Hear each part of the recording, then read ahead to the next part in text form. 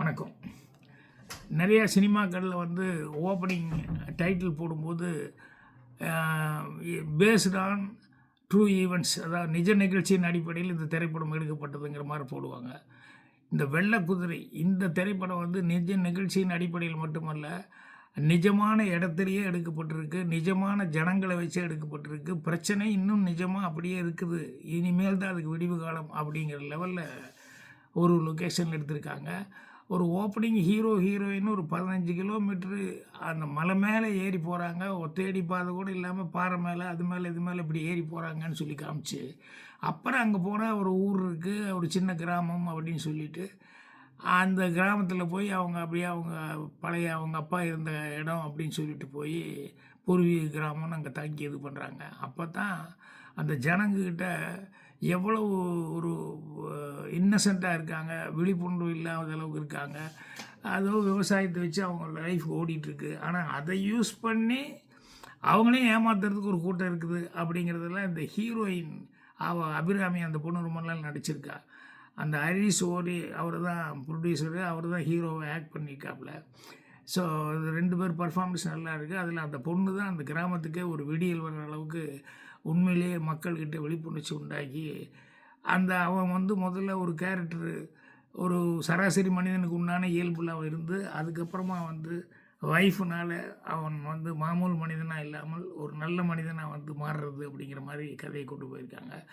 So எல்லாருமே அது 2-3 பேர் தவிர்த்து பாக்கி எல்லாம் அந்த ரியல் கேரக்டர்களை வச்சு நடிக்க வச்சு எடுத்து பண்ணியிருக்காங்க. அந்த கிராமத்துக்கு மேலே போகிறதுக்கு வந்து அந்த 15 கிலோமீட்டருக்கு எப்படி இவ்வளோ எக்யூப்மெண்ட்ஸு, கேமராலேருந்து ரிஃப்ளெக்டர்லேருந்து அது இது லைட்டு கீட்டு எல்லாத்தையும் எப்படி எடுத்துகிட்டு போனாங்க, எப்படி அங்கே ஷூட் பண்ணாங்கன்னு நினச்சி பார்க்கும்போது அவ்வளோ நாள் அந்த ஊர்லேயே தங்கினாங்க. அப்படிங்கும்போது இது ஒரு கமர்ஷியல் சினிமா எடுக்கணுங்கிறத விட ஒரு சிறப்பான சமூக சேவையாக வந்து எனக்கு தெரியும். இந்த மாதிரி கிராமங்கள் எல்லாம் இன்னும் இருக்குது, அதுக்கெல்லாம் ஒரு விடிவு காலம் வரணுங்கிறதுக்காகவே இந்த திரைப்படம் எடுத்த மாதிரி இருந்தது. அந்த விதத்தில் ஹரிஷ் ஓரி வந்து நம்ம பாராட்டலாம், ஒரு நடிகராகவும் அவரை பாராட்டலாம். மீதி எல்லாமே ரியல் கேரக்டர்ஸ் அங்கே இருக்கவங்களெல்லாம் நடிக்க வச்சுருக்காங்க. ஸோ காக்கா மூட்டை டைரக்டர் மணிகண்டன் கிட்ட அசிஸ்டண்ட்டாக இருந்தவர் தான் வந்து இந்த சரண்ராஜ் செந்தில்குமார்.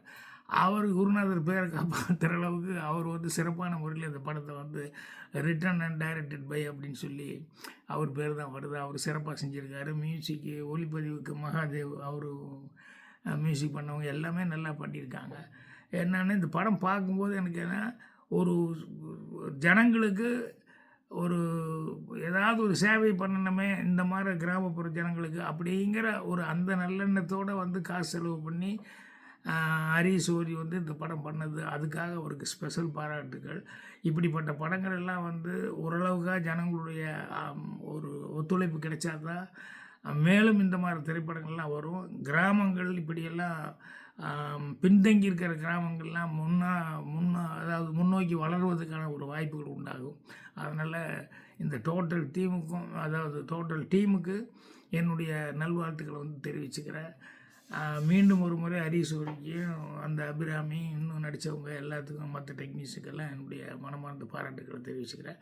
அவசியம் நீங்களும் வெள்ளை குதிரை பார்த்து ரசிக பெருமக்கள் உங்கள் ஆதரவு கொடுக்கணும்னு கேட்டுக்கிறேன். நன்றி, வணக்கம்.